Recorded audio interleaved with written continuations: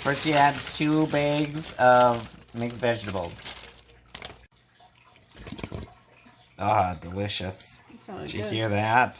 That was a good clean can of cream of mushroom soup.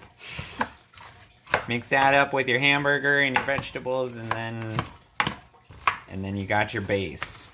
Now you add your cheese to the top of the base layer, and we're gonna use mild cheddar because mild cheddar is delicious. Some people use Colby Jack because that's also delicious. And yeah, some people also put the cheese on top of the tater tots. And some people do both, on the bottom and on top of the tater tots. But I think we're just gonna do this on the bottom because, yep, that's the way we do things.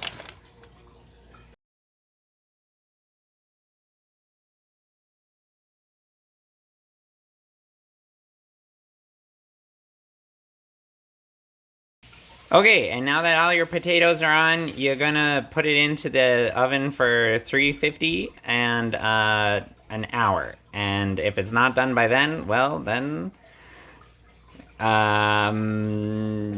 ask your mom.